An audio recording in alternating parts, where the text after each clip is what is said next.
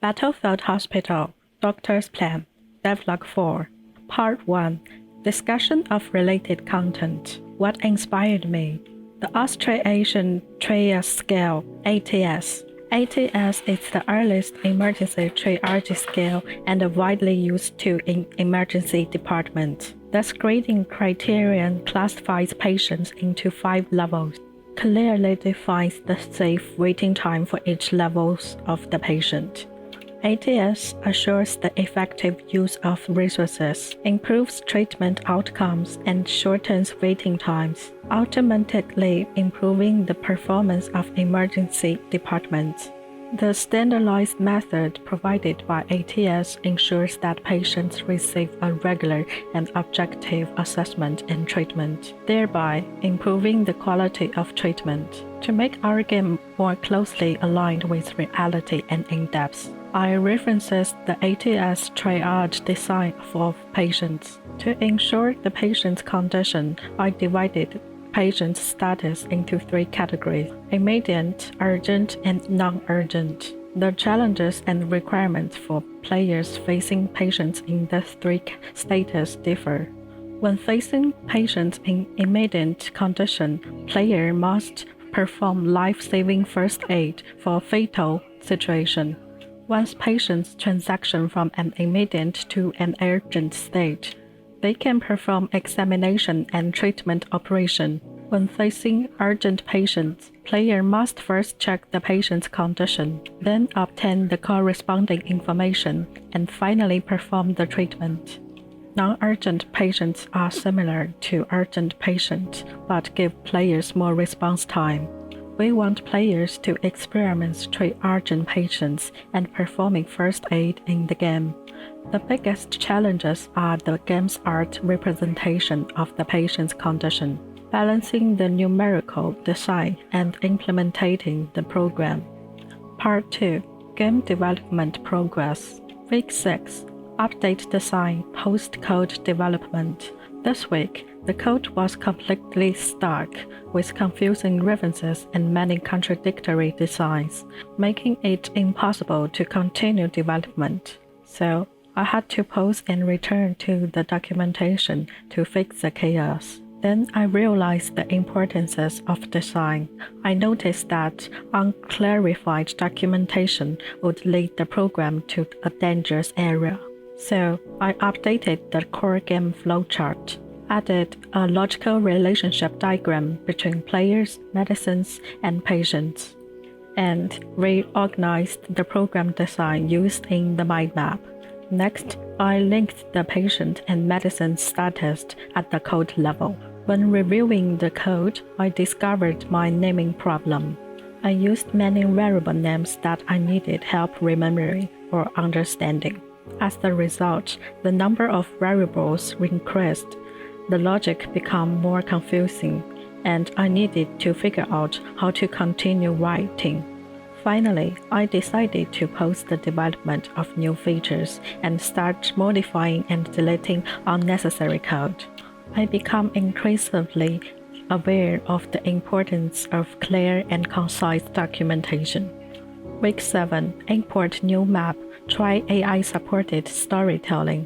In Week 7, I discussed the new map with Stan about the scenes outside the hospital. He did some art design, and I put his picture into Unity for testing. We both think this map version is alright and stopped crafting it.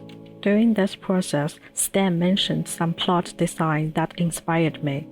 I firstly wrote a small story, a little plot for tutorial level. The player, as a newcomer, arrives at an unfamiliar battlefield hospital.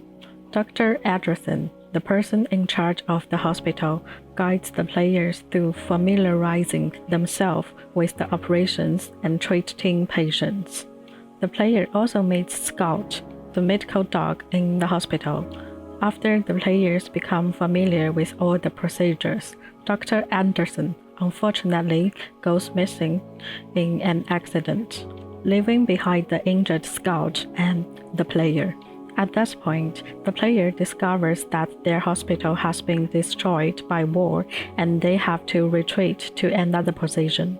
Based on this small story, I designed a script and camera shoots, reorganized each image, and made them into prompts. I used Midjourney for camera testing and finally made a video, which received good feedback. Week 8, Organize Code. Based on the original code, I list all the functions and critical parameters used as a mind map on Miro. While performing this operation, I naturally need clarification in the logic. Although this method did not directly modify the code itself, it was of great help to my subsequent modifications. In this process, I organized two necessary scripts, Move Component and Grab Component. Move Component controls players' movement and physical collision judgment.